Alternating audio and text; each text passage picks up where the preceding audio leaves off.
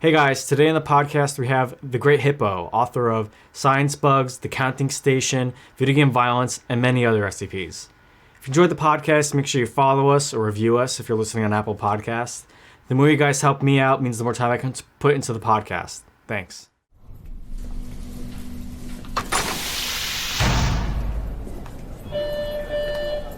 Don't forget, today is pizza day. So head on down to the cafeteria to grab yourself a hot slice. All right, so thanks for coming out to the podcast, Great Hippo. It's good to have you.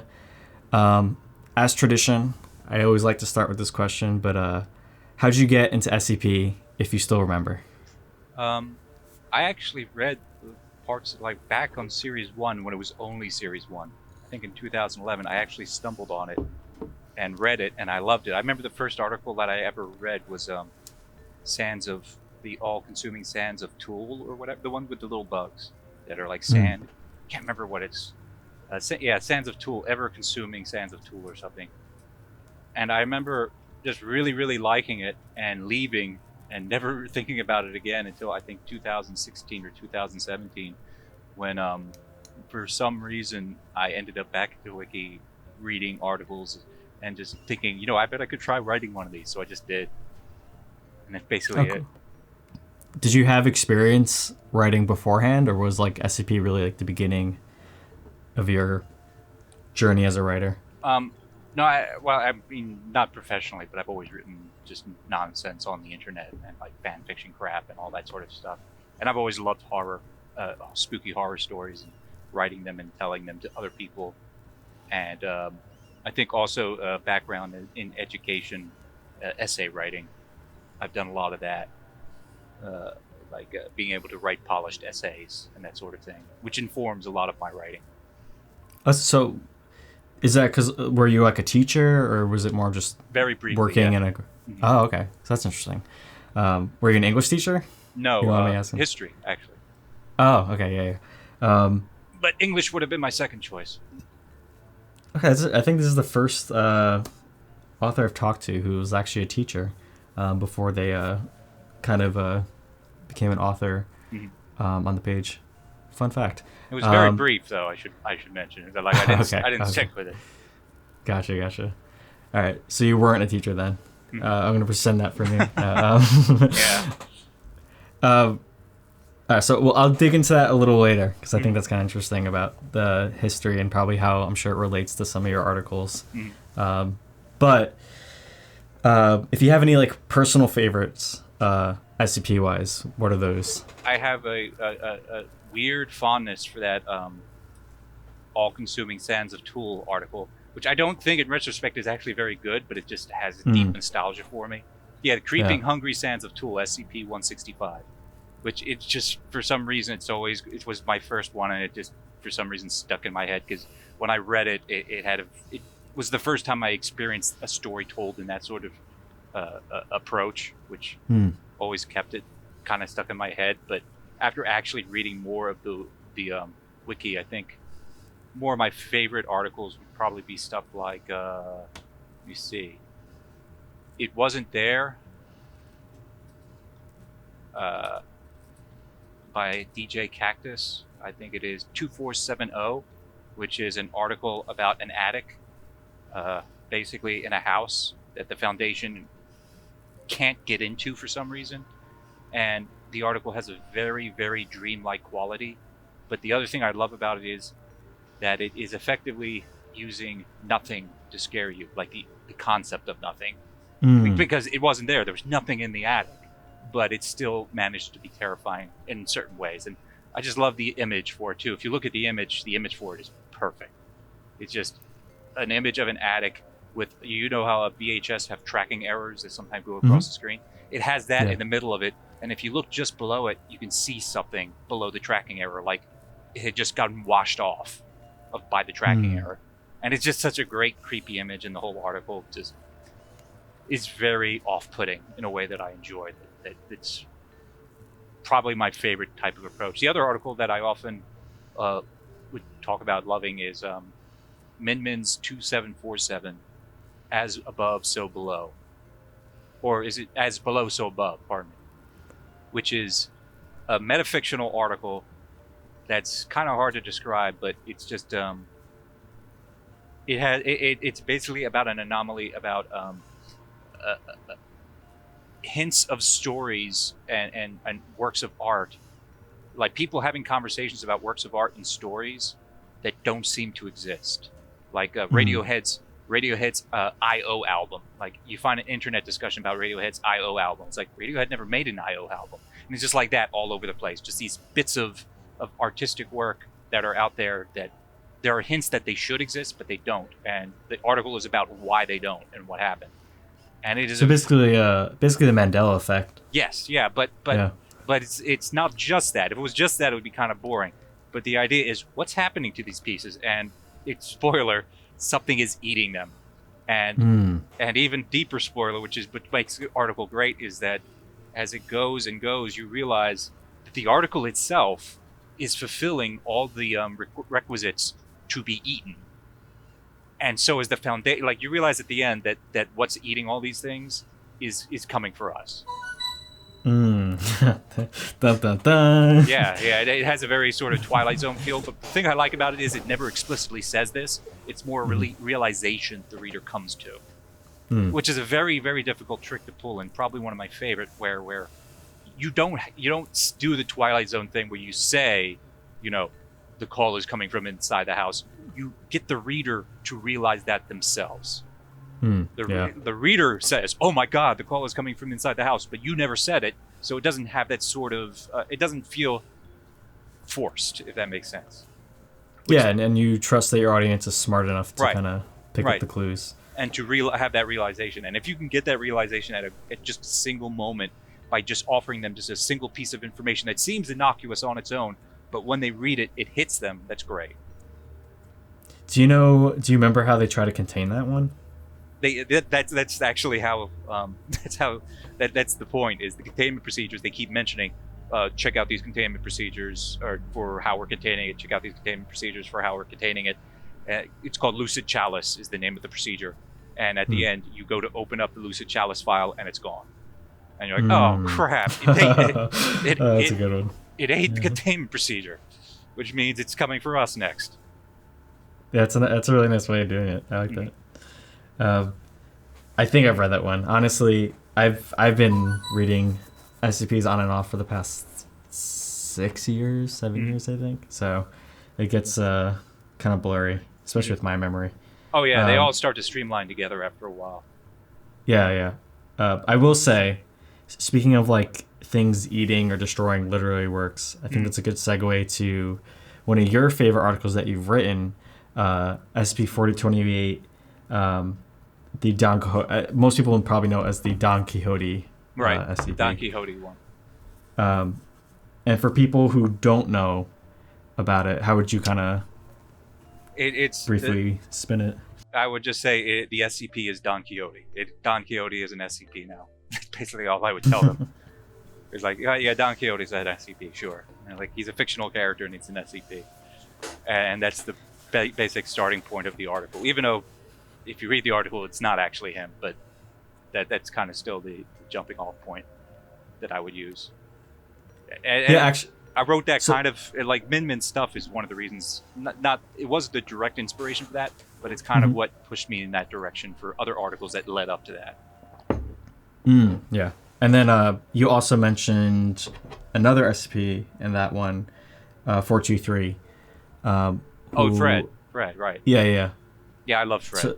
So I thought that was kind of cool that you pulled in another literary SCP to deal with this literary-based SCP. I've used him a couple of times in a couple of my articles, just because I like the idea of like, have you ever heard of pataphysics in SCP?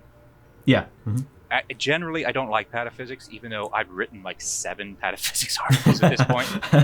Yeah. But I don't like most of them because most of them just end up being like, haha, the Foundation's fictional. I was like, I don't care. Like, it's just boring. But like, I like the idea of a pataphysics department. I go into one of the other articles I wrote. I think one of the Murphy Law ones, the second one, 3143, where it's the idea behind the pataphysics department is it is a fictional department. It does not exist. The Foundation made it up, and they made it up because that's the only way they could think of to combat fictional anomalies. It's like, how do you fight fictional anomalies with a fictional department? Oh yeah. So the entire idea is, and it's just such a weird idea. I don't even want to like explore how it works because I just like that weirdness of how do you handle a fictional department? Like, how do you tell them what to do? They're not real. They're fiction. And like Fred's like a bridge between that, because then I can use Fred in that article is part of the pataphysics department. You could talk to Fred. Like, he's a character who you can actually communicate with. So I love Fred because he allows me to do stuff with the pataphysics department without actually having to explain how the pataphysics department works. It seems like, to me, it's almost like an ongoing interactive piece of literature, like almost like in a video game, choose your own adventure kind of way. Then I could see it almost kind of like that, where if like you have the ability to actually converse with fictional characters, and like essentially write them real time by interacting with them, right? But I really liked how you kind of see the build up with this SCP, because it's numerous pages of it being rewritten, which I thought was a really cool little technique. Where in the beginning it's just showing like him ruining, I don't know about ruining, but more changing a lot of like classic novels. The Lord of the Rings one really made me laugh. That one was really funny. But this is the question I had. I've actually never read Don Quixote. It's a play, right? Or is it originally a novel? It's a novel, probably. It's probably I mentioned this in the article, and some people might dispute it, but it's probably the most important novel written in Western literature. Like, it's debatable depending on how you define importance, but it's like it is I think 17th century. Like, it's kind of a hard read nowadays because of the language, and you're reading it particularly because it's translated and depends on the translator, and also, but if you do read it, it is a mind trip, because the guy who's writing it is doing so much weird shit. Like the novel is a fictional novel in the context of the story itself, and at a certain point, the character actually gets kind of pissed about the novel being written about him, and it's just a really weird metafictional. And that's one of the reasons it's considered like so important, is because it's obvious Cervantes was really playing around with the idea of fiction in the story itself. But the basic premise is, like, you've seen Don Quixote in popular media, right? Or heard of him? I've always seen references, yeah. Right, like he's the guy who charges windmills.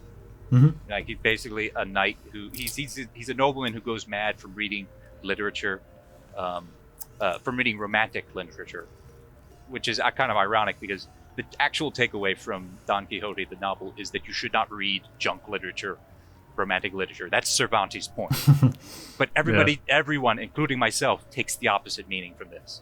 Like, we all say, "Oh no, Don Quixote's great," because in the actual book, he fucking dies, in despair, because he realizes he's wasted his life on his delusions of saving the world.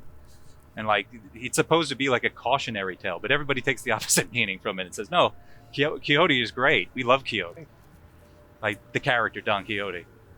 But I find that it's kind of a common theme with a lot of pieces of literature or movies, where the author, the director's message, and what the audience actually takes away are two very different things. Yeah, and I think in this case, I'm totally okay with it, because I think Cervantes is kind of a dick. Because what he's saying is that you should not read, that romantic fiction pollutes the mind. Is kind of what he's trying to argue.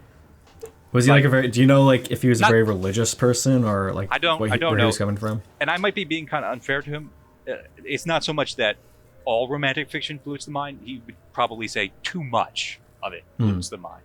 Like, you shouldn't read too much of this stuff, because you'll go mad and think you'll run off and save the world as a knight with no actual knowledge of it. And I can see his point too. In a certain sense, you need history, you need fact, you need reason, like you need but there's something very compelling to me about the figure of Don Quixote just saying, "No, fuck it, I don't care of what reality has to say. I'm going to save the world no matter what the cost, and just see everything in this sort of romantic, heroic way.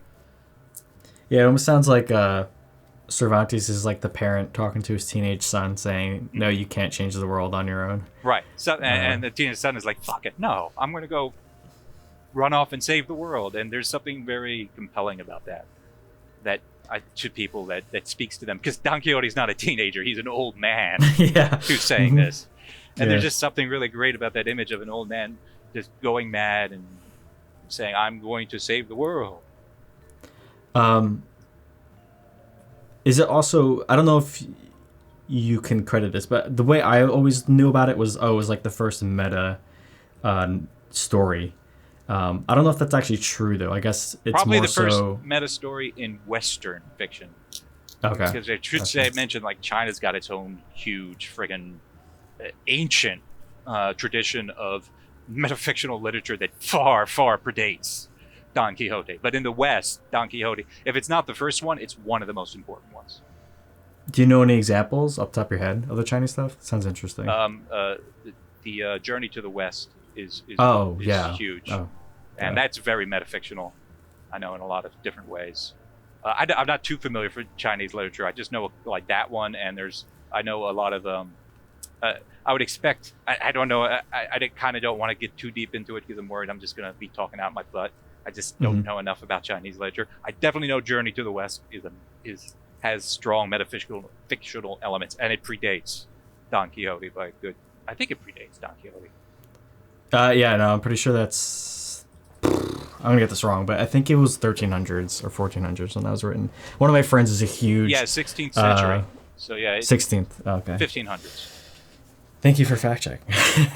No, it's fine, because I didn't know myself. I was pretty sure it predates. Yeah, one of my friends is a huge... So he's Chinese American, and so he grew up with all the Journey to the West cartoons. So he kind of...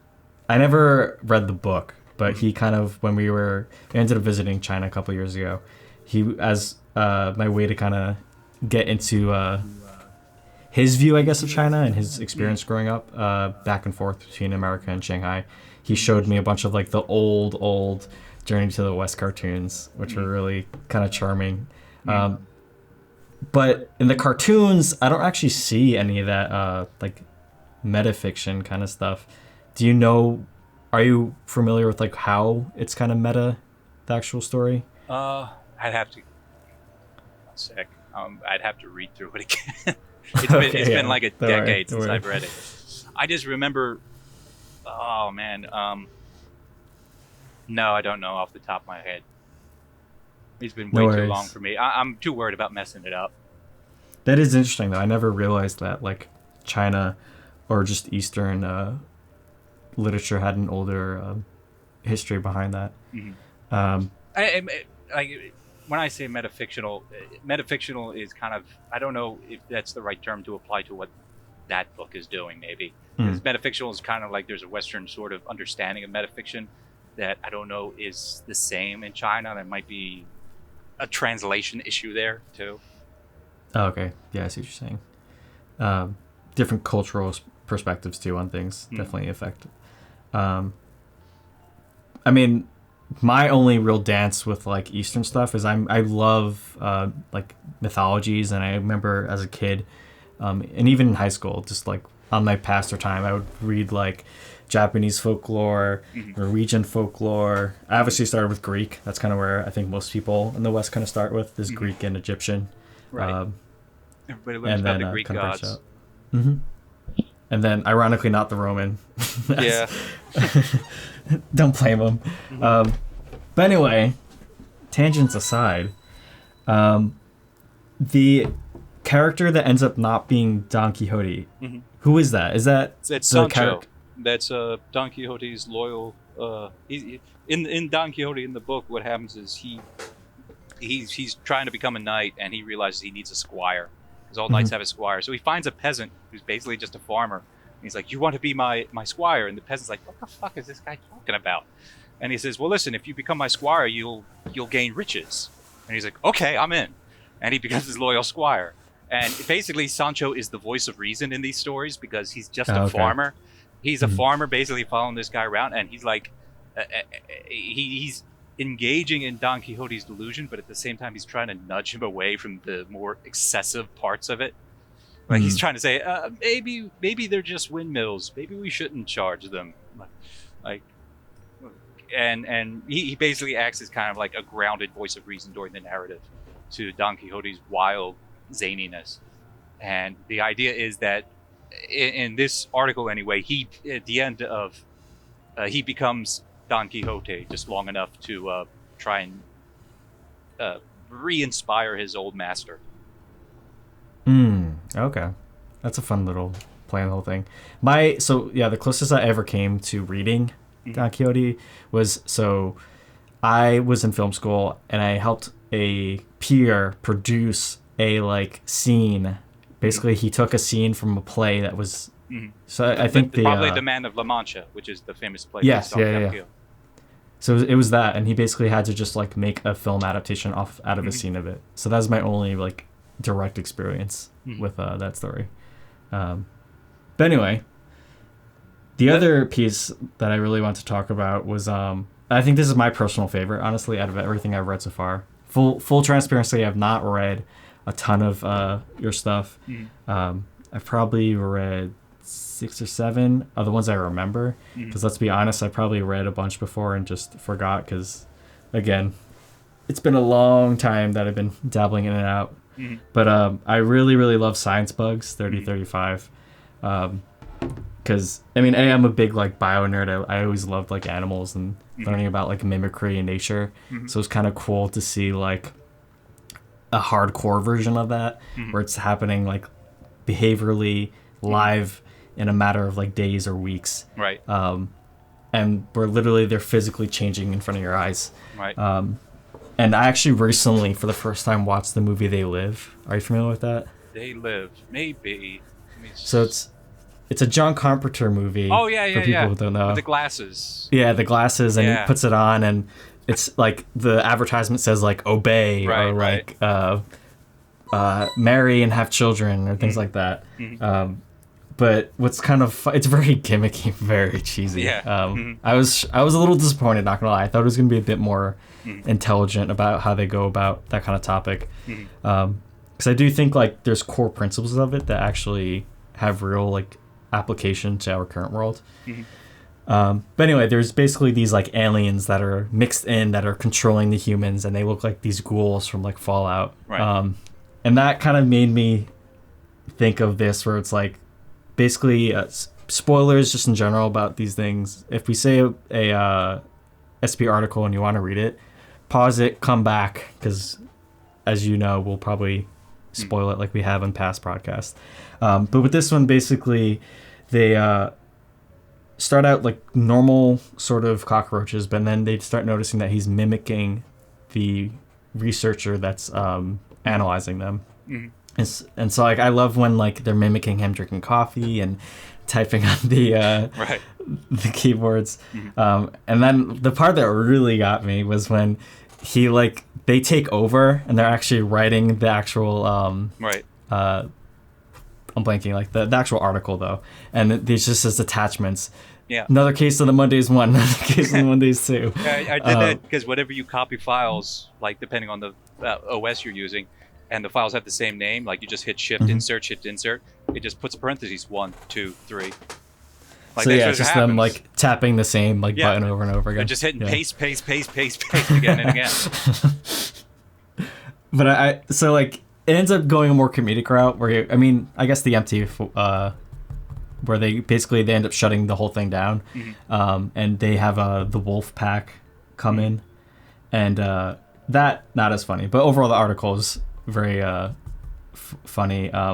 But a couple questions on that. The wolf pack, is that just an MTF that existed before, or did you just kind of decide I just to made it up because name? it's based completely off a joke, Three Wolf Moon t-shirt. I don't know if you've ever heard of that. No, actually. It's a meme or something where if you look it up, Three Wolf Moon t-shirt.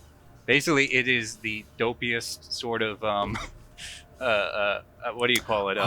Wait. It's 3 wolves howling at the moon on a t-shirt. Yes. And there's reviews of it. There's reviews of it on like eBay or whatever, where people are just going on and on about how amazing it is.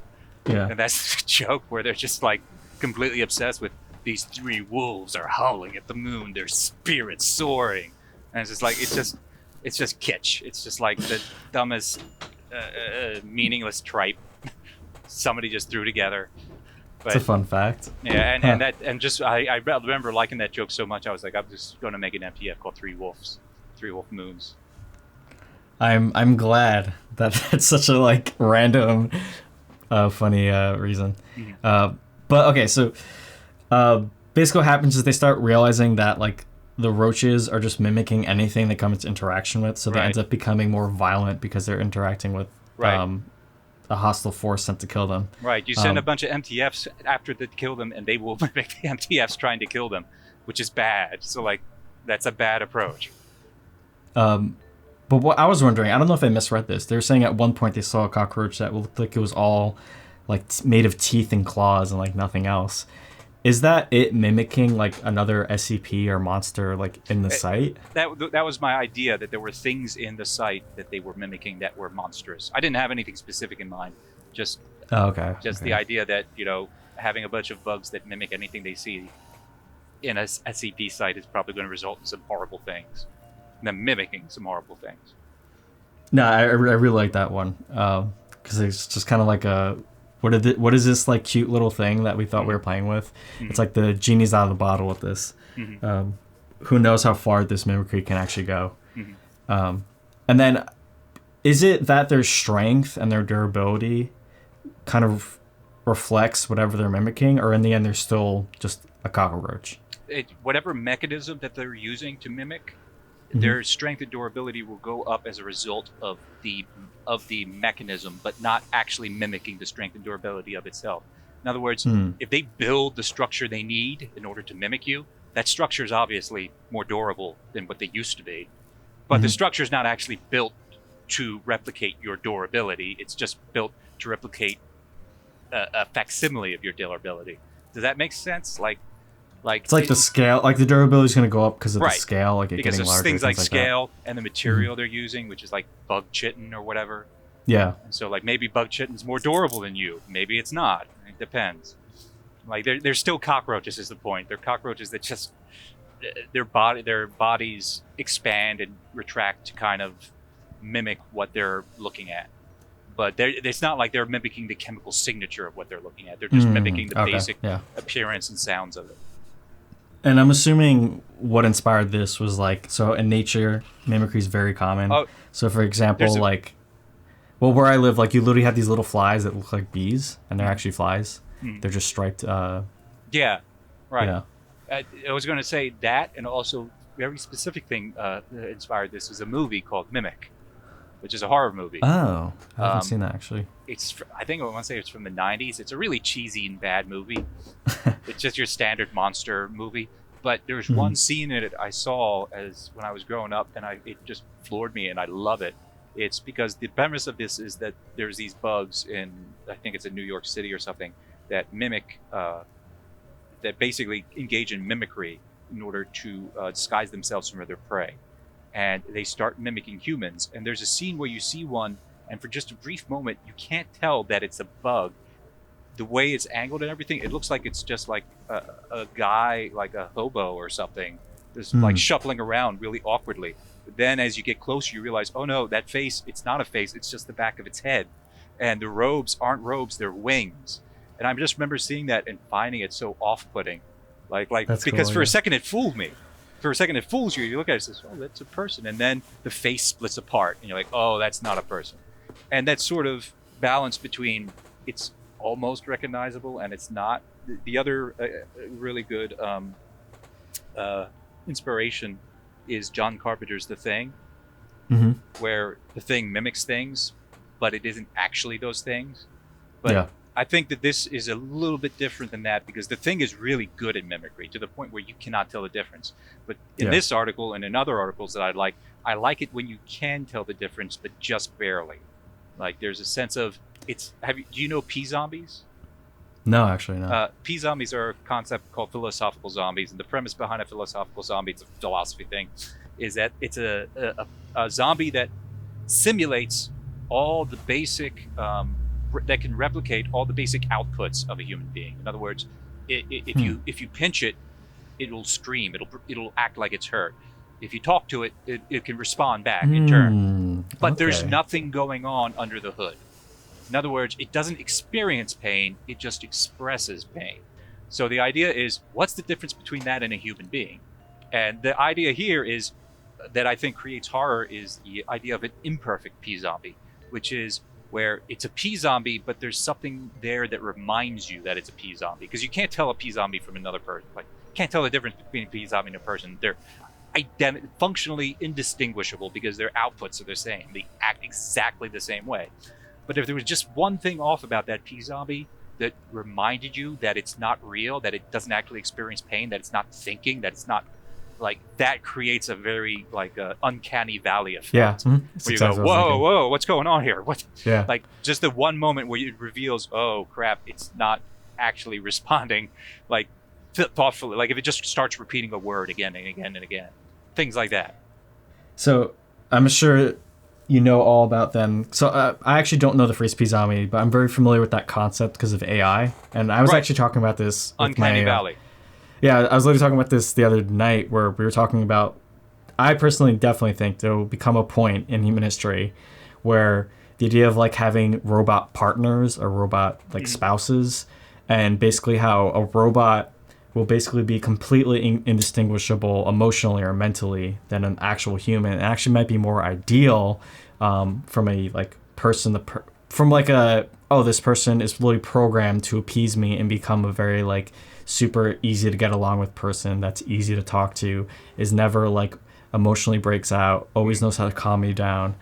And it kind of makes you think, is it actually having feelings? Does it actually feel sorrow or emotions? Or is it just kind of just a set of code that's just reading and analyzing cues and just responding to those things?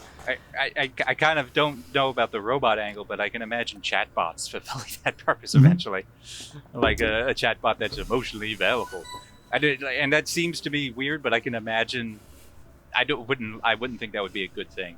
I don't either. Yeah, I agree. It kind of reminds, but I can imagine it happening. Kind of reminds me of like when monkeys in labs, when they're raised in labs, rather than actual contact with other fellow monkeys, they'll just give them stuffed animals, and like it kind of stunts their emotional growth as a result, because they like instead of like raising them with their mother, they want them separate, so they'll put a stuffed monkey in there to act as a surrogate mother, and it has a way of stunting the monkey's development because it's not getting any actual interaction with another living being. It's just and like it would be indistinguishable from the human's perspective, but not like there's going to be components that are missing from that. I put relationship in quotes, relationship, that even though you can't see are still missing. Like you're not going to be able to create a relationship that fulfills the actual emotional needs of a human being. I don't think with that approach. I don't know if this is a great example that's exactly the same, but I know one example I'm aware of is with puppies. If you get a dog and you get a really young puppy and you raise it without its mother, it ends up becoming very like emotionally dysfunctional and can be very easily become like a problem dog because it doesn't know kind of what is acceptable behavior, what isn't, what's destructive behavior, what's not. It kind of is just kind of will do whatever it wants and react any way it wants and never like kind of be put in its place, so to speak. That a mother dog is really good at doing in a like non-abusive way. So that's where I'm more concerned of, is where you get these people that are never have to emotionally mature or grow themselves as a human. That's I hadn't thought of that, but the because like if you do this from approach with a automata, it's going to placate you. That's its point. That's what you're programming it for, to please you in some sense. It's never going to challenge you, because challenging you wouldn't please you. Yeah. It's never going to it put you in a space where you're uncomfortable, and you should feel uncomfortable, to try and like get you to improve your emotional health is it's going to be like candy all the time, like a candy dispenser. And there's a weird kind of feedback loop that ends up creating where it kind of just spirals and spirals, I feel like. But anyway, I don't think I'll live long enough to see that reality, at least in robots. I definitely think by AI, I definitely... Chatbots, I can see. Chatbots have gotten pretty scary already with where they are right now. But yeah, that's a can of worms that I probably won't dig into, because that can easily become another few hours of all the things related to AI and like Neuralink and all that fun stuff. But anyway, I also want to really talk about Summerfield, so SCP-3241. So just a quick one for people who aren't familiar. It's basically this ship that suddenly disappears. And basically people have suspicions that it was a Scranton reality anchor that went haywire and went critical, and that's what caused the ship to vanish.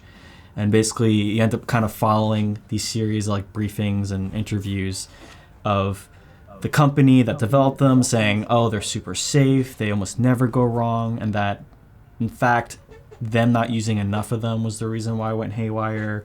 And just kind of like this very stereotypical kind of what you expect of a company to cover up a someone who has a vested interest to cover up a crisis. And then you kind of slowly unravel what really happens and what the real issues are as you kind of go through the article. But you were saying you're heavily inspired by Chernobyl and something else. So I was curious what those are. This one wasn't Chernobyl. I was wrong. Oh, sorry. Yeah. Just because Chernobyl came out, I think, after I wrote this. There was another article I wrote that was inspired by Chernobyl. I have to go look it up. I think it might have been my There Is No Site 5 article. This one was more inspired by Deepwater Horizon, the spill, which was a huge oil spill in the Gulf of Mexico. Basically, like thinking about ecological disasters and thinking about what would an ecological disaster look like from an anomalous perspective? Like, what's an anomalous ecological disaster? What does that look like when the foundation fucking has an oil spill? It's like, and all their crazy shit just spills out everywhere. And so that was the foundation for this article. That, and also I wanted to write something like DJ Cactus's SCP-1730, which is whatever happened to Site 13, but on the sea. But as I wrote the article, I realized I didn't really want to, like, initially I was going to go on the boat. You're going to see what's going on this boat, like all the freaky wild shit happening. But then the more I wrote the article, the more I realized I actually don't care what's happening on the boat. I'm more interested in the response to what's going on in the boat, and like how the Foundation deals with it. I usually don't write articles that are very lore extensive. I like articles that are very standalone, that you don't need, that you can just read if you have no idea what any of this nonsense is. Yeah. But this was a time when I was like, I kind of want to try and write an actual lore heavy article that like creates or fits into a canon. And so I got wrapped up in the idea of the Foundation old versus new, like the new Foundation, which is kind of more friendly, more gentle, more kind-hearted, and the old Foundation, which is like, no, fuck it, we're burning, like, we don't give a shit. we are evil sons of bitches, and we are proud about it. And that sort of tension between them, and thrown into the mix the sort of capitalism of this corporation that just that there's a tension there that I find amusing, because the new Foundation is better, obviously, like they're kinder, they're more thoughtful, but the corporation can fuck them over because of that, because they're concerned now about things like laws and rules and rule of law. And the old Foundation is awful, but the one thing it has is it would never put up with this nonsense. And like, that's the end when the O5 is like, oh, no, you're not getting away with this. It's like, yeah, I'm very proud of the new Foundation, but like, I'm from the old school. You're dying in a fucking hole, buddy. Like, you are going to hell for this, and I am happy to facilitate that. That all really made me think of like CIA during the Cold War and like the U.S. government now, where basically there's a very, very, very dark past. I mean, arguably still dark present. With I would argue that we have not got out of it really. But we're still kind of in that there. Yeah. But at least like a lot of the hidden stuff now we're not aware of. So I think that's also why is like you get the Cold War with was it the M something MK Ultra. MK Ultra, yes. Yeah. So that's what, the kind of stuff I was thinking about, where you have these like, or the syphilis. The Tuskegee, Tuskegee syphilis. Like all these things that were kind of like ethics out the window, which just get information and do it the quick and dirty way. To me, that's the analogy for this foundation back. Like there's a tension there because. I don't know. It depends on what direction you want to take things. I don't like the Foundation as evil. I find that boring. Yeah. But I also feel like it's boring also to make the Foundation out to be the good guys. I think it's most interesting to make it extremely complicated. And like there are things about them that are absolutely horrible, but there's also things about them that are arguably good.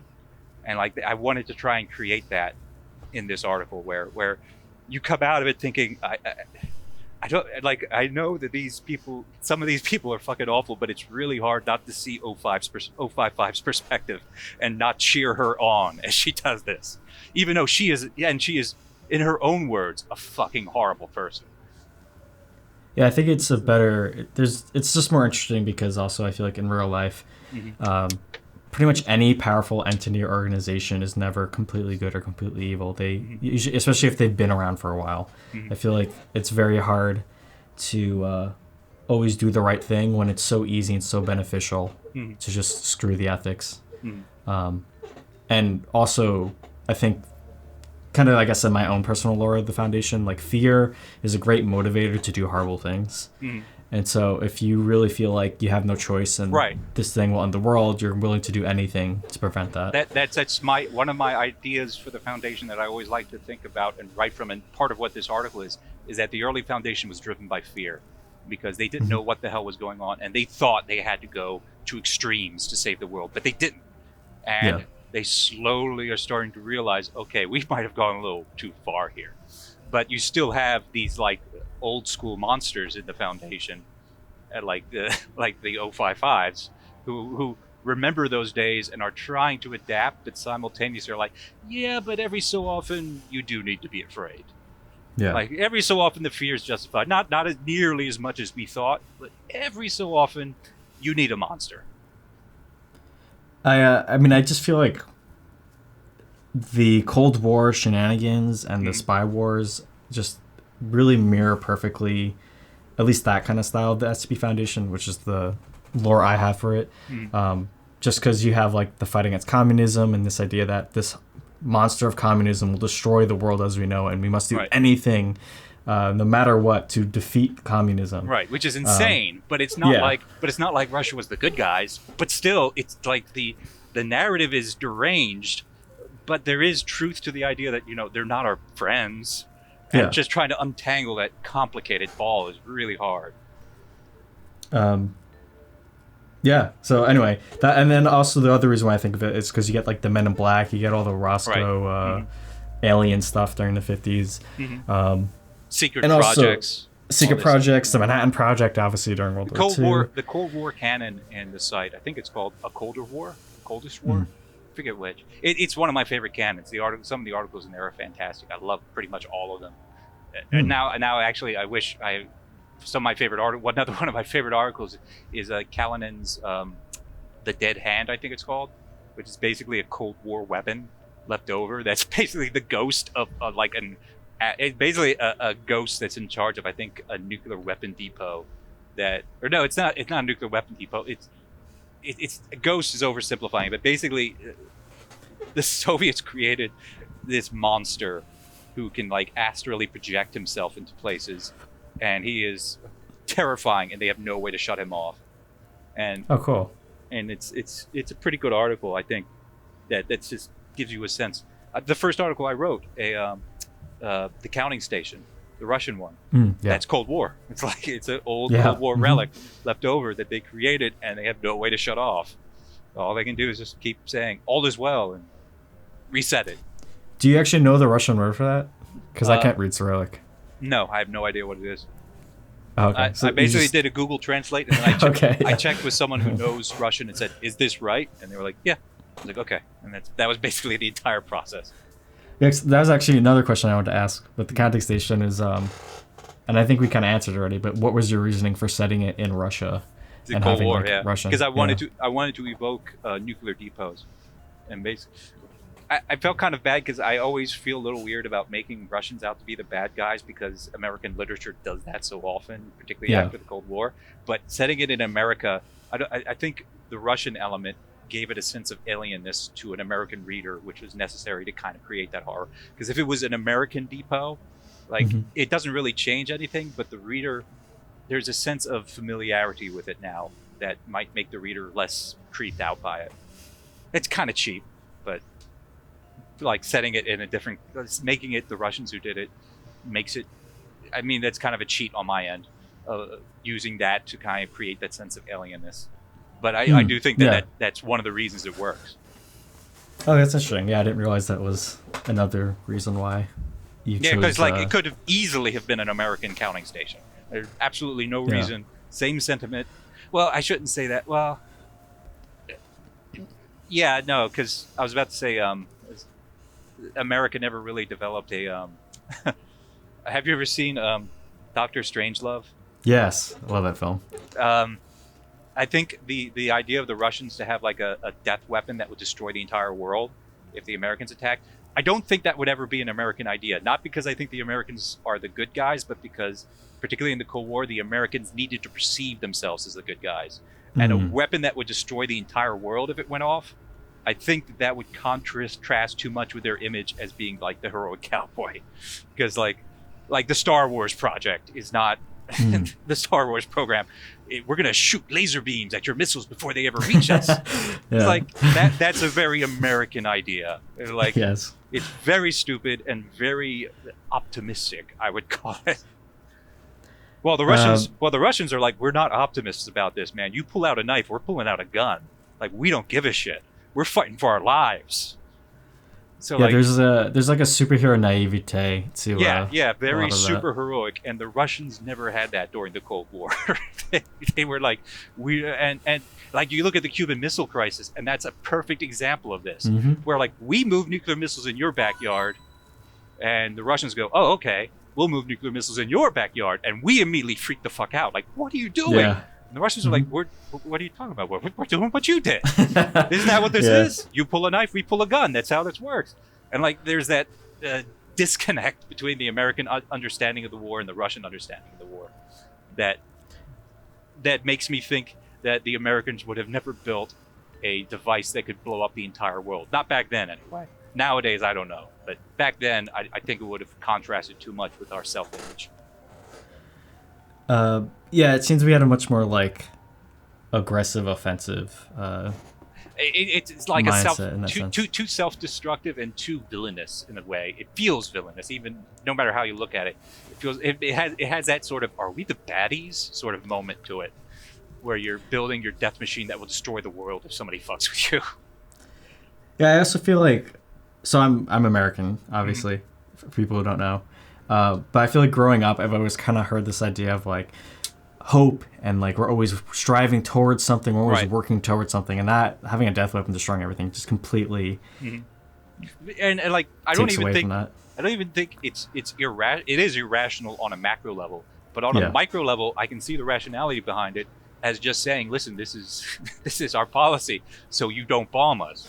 But like it seems too incompatible with American ideology and the idea of America as the hope of the future or whatever. At least during the Cold War, I'm thinking like the Reagan era. It definitely would not. I don't think it would have flown. Like Reagan era, they would go Star Wars or something.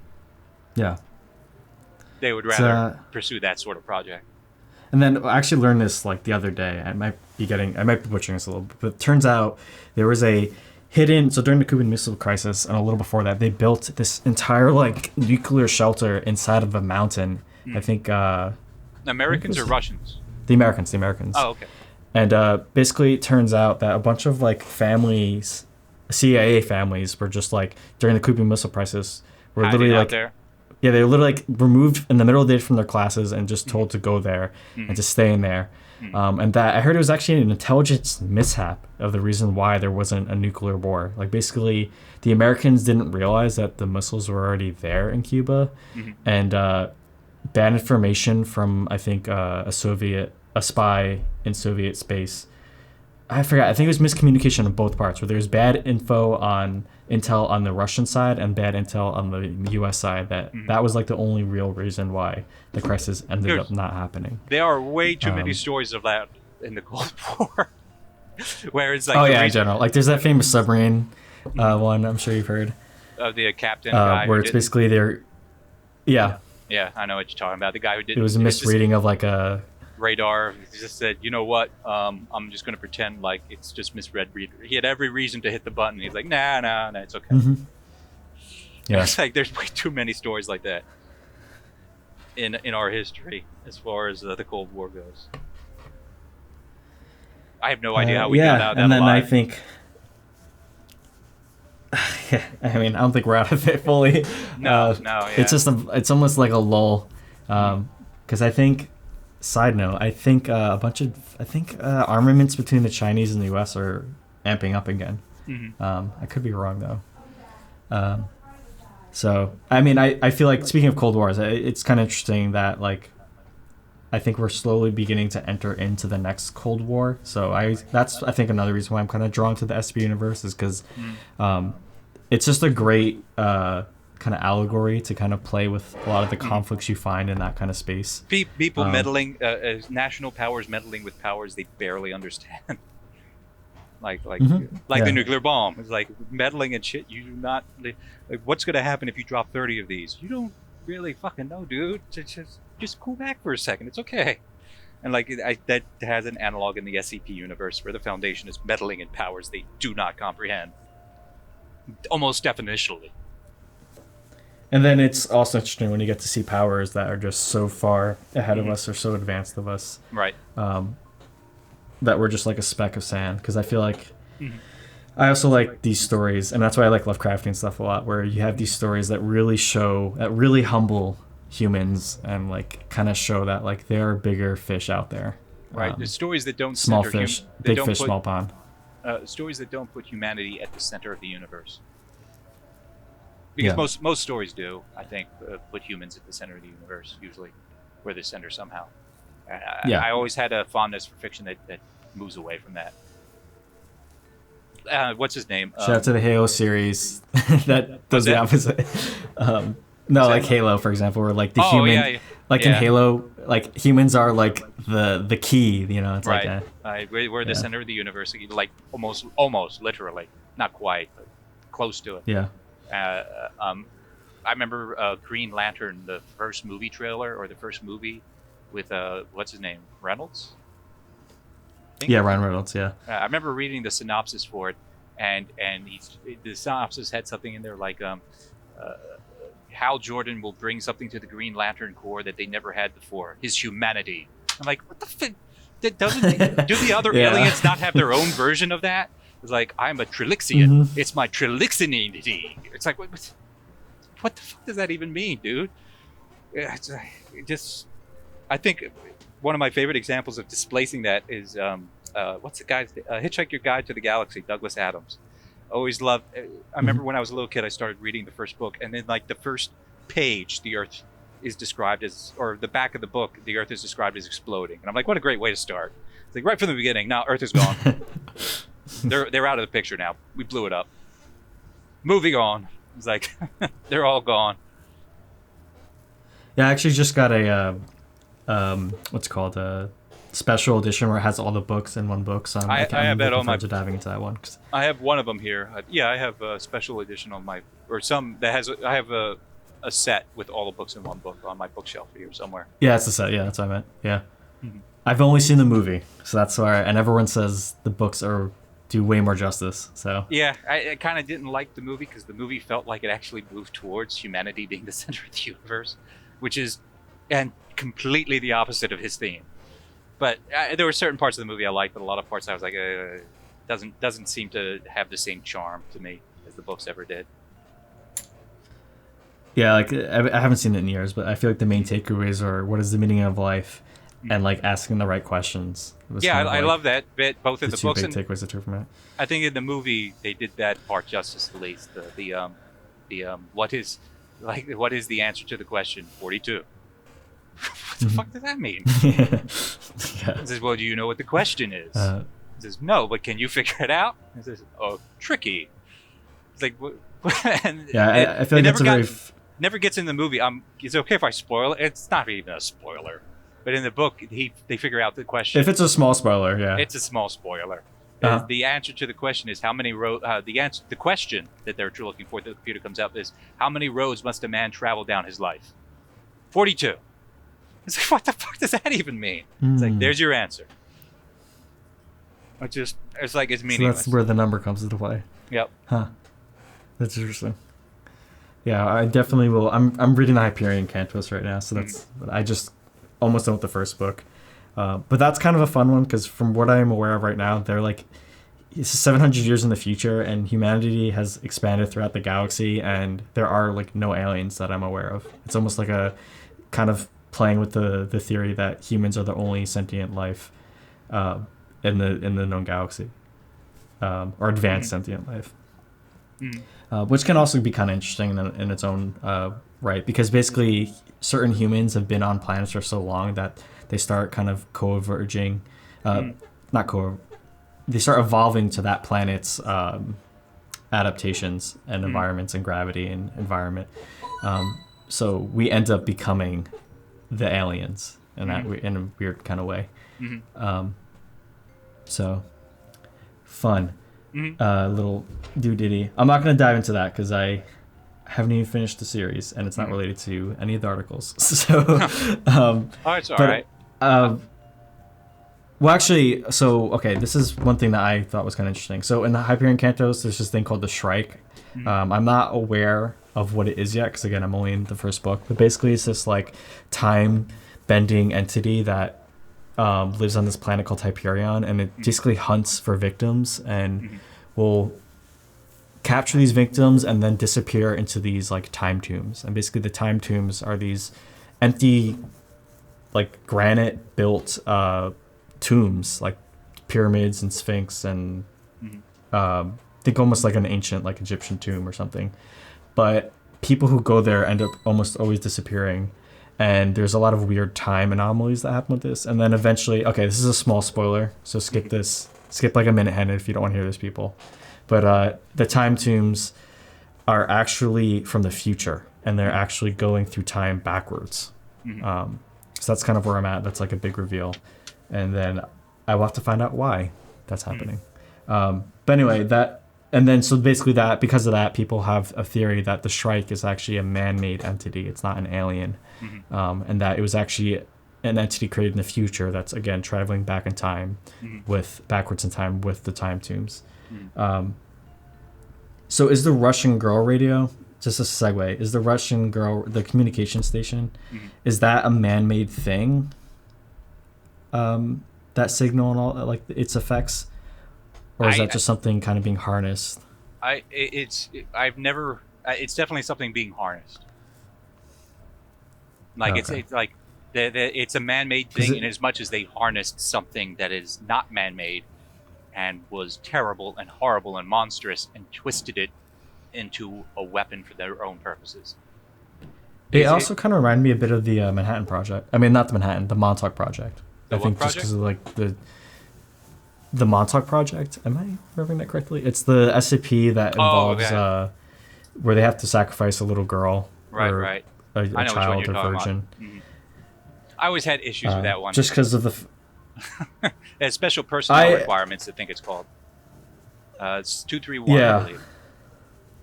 That was one of the first SCPs I actually ever read. I'm from New York, Long Island, so Montauk is like in my backyard. But and then also kind of remind me a lot of like. So do you know about Plum Island? I don't know if you're familiar with like Long Island or anything like that. Oh, Long Island. Yeah, I know a little bit about it. Never been there, but I know like I know it by reputation at least. So, like what? I'm curious. Like it's old broken down. What do you call them? Merry-go-round stuff, and Am I thinking? Is that Long Island? Like basically boardwalks, So old boardwalks, cotton candy. yeah, we have Coney Island. Coney Island. That's what I'm thinking of. There's yeah, we have Coney Island. Yeah. Mhm. Well, that's in Brooklyn. But anyway, so Plum Island is a small island off of Long Island that was, for the longest time, I think until recently, a secret government base that you were not allowed to go near. You could not sail near it. So it was always this weird, like, mystery island. And so, of course, there's numerous conspiracy theories that were spun by locals and residents. And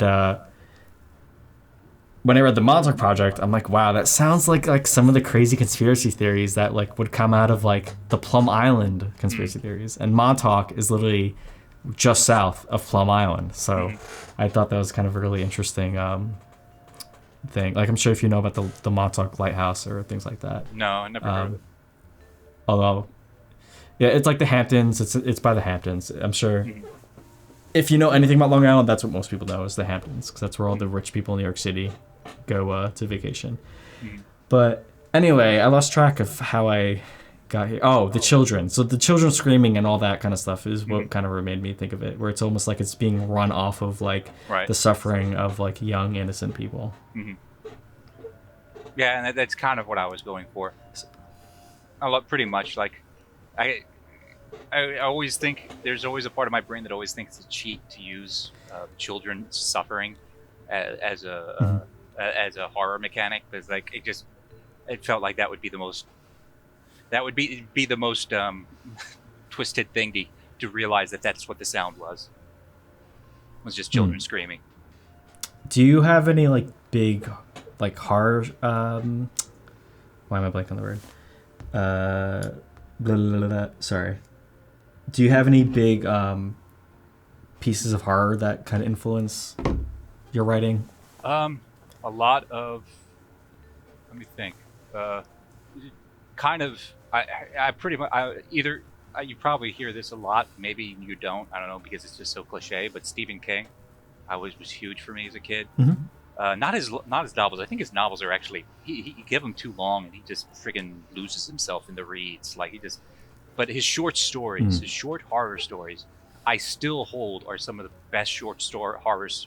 His short form horror stories, like just his brief tales, I hold some of the best horror stories you can read. They are just amazingly good. And like the Word Processor of the Gods, Monkey Shines, which is where the reason we are all afraid of those monkeys with the symbols is because of that fucking story. You know, the little toy monkey with the symbols that bangs them. That's Monkey Shines. Yeah, he wrote that. Oh, okay. That's interesting. I didn't know it. And he put it on the cover of one of his books, and now everybody knows about it. There's a bunch of them. And a lot of his short stories have a huge influence on me, because he takes really, really simple concepts that don't look like or sound like they should be terrifying, and he manages to terrify you with them. In the story of Monkey Shines, as a great example, I'm going to tell you the entire story, and I'm not even cheating, because this is how he introduces it. The entire story is about this creepy monkey with symbols, and periodically the monkey claps the symbols, and when it does, somebody dies nearby of just normal causes. They just have a heart attack or something. That's the entire story. That's it. You now know the beginning and the end. The monkey never comes alive. There's no it claps its symbols and somebody dies for some reason. That's the entire story, and it's fucking terrifying. Particularly the way he frames the ending of it, where the guy's trying to destroy the monkey before it claps again, and it's great. There's another story he wrote called, I believe, In His Image, I think. The Reaper's Image. And again, this is the entire premise of the story, it's an antique mirror that every so often you will see a slight figure in the background when you're looking at the reflection for just a moment. If you do see it, a few minutes later you disappear. That's the entire story. And nothing else happens. And it's fucking terrifying. Just taking these These sound like SP articles. Yeah, it's great. That's one of the things that, particularly in his Reaper's Image, which is just, it would make a great article. It's just very simple, straightforward. It doesn't even seem like it should be scary, but the framing is what makes it scary. The tension of the guy being like, oh, the mirror's damaged, and he scratches at it just like he thinks it's duct tape, and then there's nothing there. And he goes, oh, and he realizes he just saw the figure and stuff like that. Mm-hmm. He does a lot of great stuff. I've only seen adaptations of King stuff. I don't think I actually have read a couple in all of his my sci-fi horror stuff. There might be there's probably an exception that I kept not thinking of, but all of his adaptations suck. The Shawshank Redemption was okay, but all of these, The Stand was fucking horrible. I haven't seen the new one. I do like The Shining. Oh yeah, never mind. You're right. He hates it though. But I heard he hates it, and he made a TV adaptation that was horrendous. Yes, I saw the TV adaptation. I'm like, the movie is so much better than this. This is so bad. Mm-hmm. And it's like, yeah, you're right. The Shining is a great adaptation, but he hates it. The other author who had a huge influence on me, who isn't horror at all, but George Luis Borges. He's a Argentinian writer who did a lot of magical realism. He wrote stuff like The Library of Babel, which is a great short story. That's him. He did The Aleph, which is a great short story. He just has great in the garden of forking paths. It's the garden of many forking paths, or just the garden of forking paths, which is a great short story. Many forking paths, I think it is. Let me see. No, it's just the Garden of Forking Paths.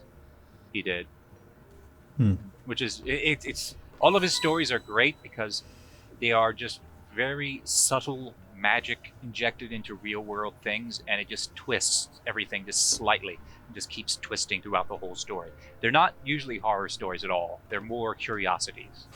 Like the Library of Babel is kind of borderline of terror, maybe, because you're trapped in this place, but simultaneously it's more an exploration of this world or this place where there's just a little twist that of magic that reveals something about the world as we know it. Like the Library of Babel shows that, having every single book that could ever possibly be written doesn't really help you. Because you have no way to tell of which books are useful or not. Like every single possible do you know the Library of Babel? This is super familiar, but it's not ringing a bell.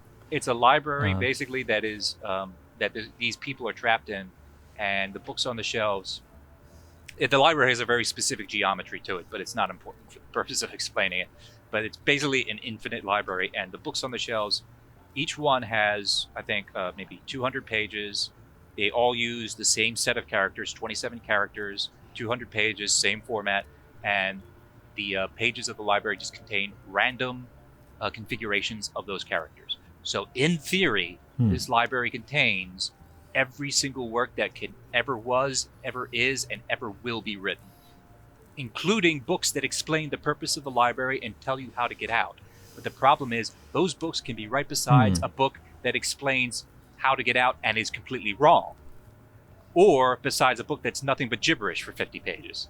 Or the complete works of Shakespeare with one typo right next to the complete works of Shakespeare with 2 typos. It's like it has everything that you could ever imagine, and it's completely useless because there's basically the monkey with a typewriter. Right. It's the idea of the monkey with the infinite typewriter, except it's finished. It's done. You finished typing everything.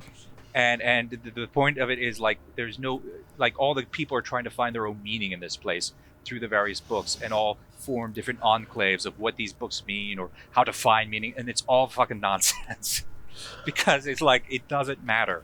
It's like you have every single book that could ever be written, and that makes it completely useless to you. Every single book that could be written with 27 characters, I should say, because obviously it's not going to contain text that can't be written without these 27 characters. But I feel like you would really like Ted Chiang. Do you know Ted Chiang? I'm at least vaguely familiar with it. It's it's a thing where you assemble symbols together, right? No, the author, Ted Chiang. Oh. But Ted Chiang, he wrote. So do you know the film Arrival? Vague. I've never seen it, but I know the plot and I know how it ends. That's like his most well-known short story that was adapted into a film. But he has another book called I think The Tower of Babylon, and it's very kind of similar vein of this kind of very curious, kind of interesting what if situation. And that's all. I have a whole book of like just his short stories. I feel like you'd probably kind of enjoy his kind of writing then if you like those kind of stories. Because in this one, the Tower of Babylon, it's basically, it takes place in like the biblical times, and basically they actually succeed in building a tower from Babylon to heaven, or the vault. They basically, this world actually takes place where like biblical physics actually exist. So that was also kind of cool. Yeah, that's a pretty good approach. Yeah, I can see that working. So literally, like, there's a tower that extends past the heavens, the stars, the sun, and everything, and hits the vault. And it's basically this white rock or granite ceiling, essentially, around the entire world. And they basically request a bunch of miners from all the neighboring regions to, along with like Egyptian granite cutters, to transcend, walk all the way up to the tower, to the vault of heaven, and try to carve their way past it and get into heaven. So you basically follow the entire short story through the perspective of one of the miners. Highly recommend that one. It's a very cool, like, unique story that I've never really read something similar to it. And it's really short. I think it's like 60 to 100 pages. But yeah, that also goes to the audience. He's got some cool stuff. And if people are a huge fan of Arrival, I have yet to actually, that's actually the next short story in the book. But I've heard for people who are fans of the film, reading the short story is also very interesting. But do you have any like works you want to shout out for people, like of your own, that you want people to read? Anything like that? No, I mean, I guess the Parrow Watch stuff, which I love writing. I don't know if you've ever read any of the Parrow Watch stuff on the wiki. It's the other thing I write. I haven't, but I do know about them. If you want to pitch it real quick. Substation 9 is probably the big one. It's basically just classic creepypasta. It's like, instead of writing in the SCP framework, which is the specific article describing the specific anomaly, you write an old school internet forum post creepypasta. Pretend like the point of it is to make it feel as real as possible, like something you just find on the internet, someone describing. And there's no real format to it. It's just you trying to creep out the reader, basically, as much as possible. Like classic creepypasta, like what are some of the classics? The Russian sleep experiment, but I never liked that.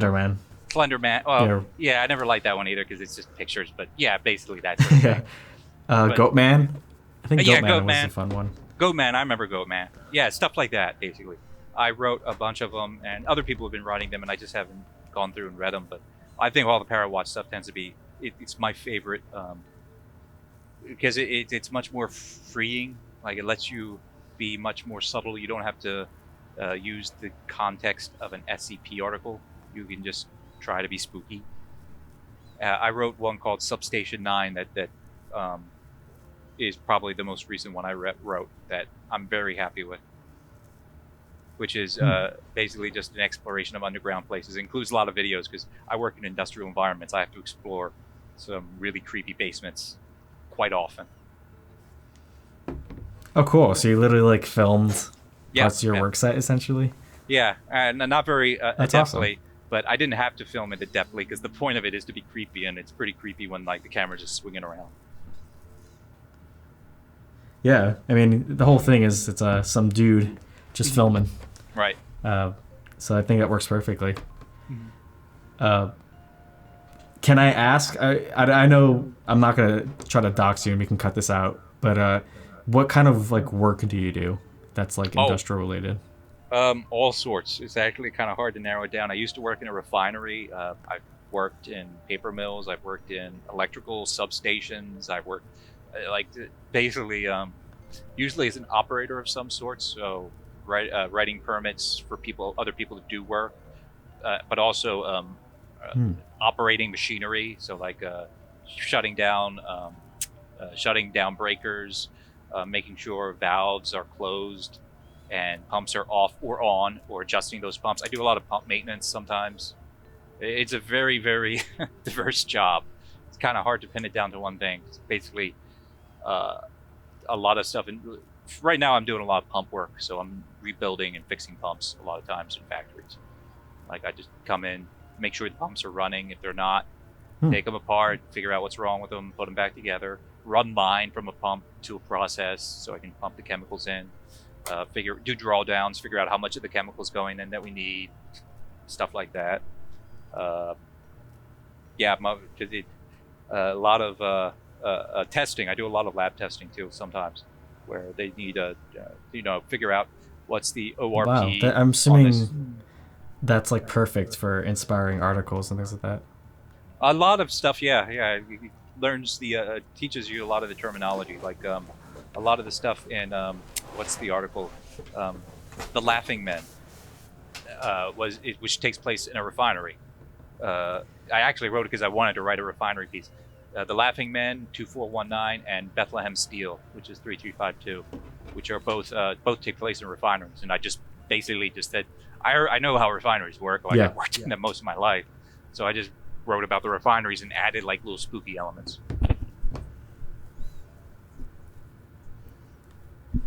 Is Bethlehem Steel actually based off of like an accident that occurred? Yep.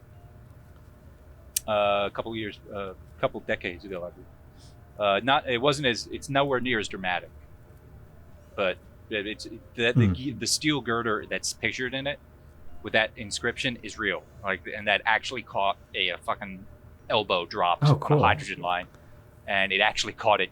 The way it worked, it wasn't. I don't know if you read the article. In the article, the steel beam basically doesn't melt, despite the fact that it has every reason to melt. It doesn't. That's basically the anomaly. It's just like almost so basic. It's like barely an anomaly. But in reality, what it was the steel beam was in a spot where the pipe that had run on top of the steel beam that it was supporting had been taken away. So the steel beam's just sitting there doing nothing. And this hydrogen elbow above it dropped, and it was about to hit the ground. And if it hit the ground, we'd all be fucked. But instead, it landed right on top of the steel beam. So it's just like, oh God, bang. And it just stops. And the steel beam just held it up. And we were like, oh, okay. Huh. And so because the elbow was sinking off basically from heat, but the steel beam was in the right spot to catch it and supported it. And after that, they were just like, you know what? We're gonna when we rebuild this, we're gonna leave the steel beam there. It really wanted the job of supporting this pipe. It can have it. And so they just included the steel beam in the construction when they rebuilt it, because they needed a support strut there anyway, apparently, since the pipe was about to drop. So they just rebuilt the pipe and let the steel beam stay. I never knew. Well, I guess it's not too surprising, given your background now, that like you're actually writing about a loosely based on true story kind of deal. Right. I wasn't there when that happened. By the way, I should mention. Emphasis on loose. Like that's not something that happened to me. That's something I was told about, because I asked about that steel beam when I went out there, and I was like, "Why does this say God bless I-beam Bethlehem Steel on it?" And I was told the story, and I was like, "Oh, okay, that makes sense." So I'm working on a short film, animated film for SP3000, and basically the premise of the film is they basically have to do an inspection on an oil rig, and so they use saturation divers if they try to do remote ROV, but if that doesn't work or it fails, they have to send divers down. So I ended up reading a lot about pressurization. Yeah. Saturation diving is wild. Insane. There's actually a Powerwatch article I wrote specifically about saturation diving. I think it's called. What is it called? Right, because it's like it's so freaking alien. The bends and everything about, like, you have to spend like a fucking week under pressure. What is it called? It's let me see. I can't remember the name of it. The Powerwatch is just this weird thing I started writing for. Tower B. That's the name of it. It's just called Tower B. Tower B? Yes. Tower-B. I'm going to check that out. Because I did a lot of research for it too, because I always found saturation. But a great source of research for this, but I should recommend it, is not for the faint of heart, because it is horrifying what happened, and it's 100% real, which is like, oh, that always makes me leery, because I don't like, I think there are limits in horror. You're not allowed to hijack real events too far. Like I never would use a picture of an actual dead person who died within living memory. I think that's fucked up. Like, I'm not going to use, all the corpses I use are like thousands of years old. It's like, nobody cares. But like, I'm not going to use like a 50-year-old corpse image or something. And like with real life events, I always think you have to. But anyway, point is that there's a event called the Bideford Dolphin Incident, which occurred in 1985, which you might want to look up. But again, it is not for the faint of heart, and it is 100% real what happened. And I think I've read that one, yeah. Saturation diving, and it's like, oh god, like it shows you what sort of pressure you're dealing with and what it can do to the human body, and it is terrifying. Isn't that basically where they so basically, for people who don't know, they basically sit in these tanks, these like small metal rooms where they have to stay there for weeks, and so they don't keep them underwater all the time. They lift them in and out of a ship. Yep. And so, and if this is the story I'm thinking about, they basically, to eat, they need to open up almost like an exchange room, so a small little area where they can put the tray food, close it in, pressurize it, then they open up on the inside of the tank. Basically an airlock. airlock. What I'm correct. It's basically just an airlock. An airlock. That's good. And it's almost like space in a sense, where you have like that issue of like dealing with the low pressure and high pressure. Right. The only thing is it's reverse. Instead of, well, I guess it's not reverse because the interior is the high pressure and the exterior is the low pressure environment. So yeah, same thing. It's just not a vacuum, but it's close enough to a vacuum compared to the inner pressure. But in this story that I'm thinking of, basically when they didn't actually completely shut the door on the outside, and then they opened the door on the inside, and so and it violently depressurized, like instantaneously. I saw some of the photos, and those are things I would tell people never look up unless, like, because they're pretty bad. What happened? But it gives you a sense of what sort of terrifying pressure they're dealing with and what it can do to the human body when shit goes wrong. It can really screw you up. I think there was a phrase from it, and I actually used the phrase in the article. Partially forced through a steel orifice, resulting in the bisection of his thoracoabdominal cavity and the violent expulsion of nearly all internal organs. Oh my god. At least it was quick. Mm-hmm. But one of the other things I didn't realize is they actually breathe a helium-oxygen mix. Right. And so they sound like Donald Duck. Yeah. They sound like Donald Duck for like. And it's very, very hard to understand them. On top of that, so that's one thing that's like I had to just ignore in my film where I had them speaking normal pitch because there's just no way people could take that seriously. That's pretty funny now that you mentioned it, because like in writing, I remember actually in the story I refer to that, the Tower B story of like how they sound like Donald Duck. If I was doing that in film, I could not do that. It would not fucking work. Like no, because you would not be able to take it seriously, even if you could understand them. It would just wreck everything. As soon as you can't build tension if they sound like Donald Duck. I was thinking though that would be funny if I do a separate cut that is just all realistic. It would immediately remind me. Have you ever seen the YouTube video of orcs speaking normally in Lord of the Rings? Oh yes, that's it would a really immediately good be one. that. Yeah, It would basically be just immediately slice out all the dramatic tension and just be like, "Hey boys." Yeah, I think it would be such an easy thing to do. I think I should do it. It would be a fun one. Mm-hmm. But yeah, I'm gonna wrap things up. We've been going for about an hour and a half, I think now, or an hour-ish. Thanks for coming on. It was fun. It was actually really interesting to talk about a lot of the industrial side of things. I feel like it's a part of everyday modern life that is kind of in the shadows. A lot of people don't really understand kind of what keeps the world. It's a great source of horror too. Yeah, Alien is a great example of it too, where it's just the setting is basically just industrial environments. It's great for horror. Yeah, I really like futuristic industrial stuff too, like asteroid mining and things like that. Right. But anyway, thanks for coming on. Thanks for having me. I appreciate it. Check out Great Hippo's stuff if you haven't already. It was definitely really interesting. We covered a lot here. But yeah, check out his stuff. I personally really like the Science Bugs, if you haven't read that one. Bethlehem Steel is a really unique one. I really like the I'm going to get it wrong. Stromhelm or Stromfield? I keep messing that one up. Sommerfeld. Stromfeld.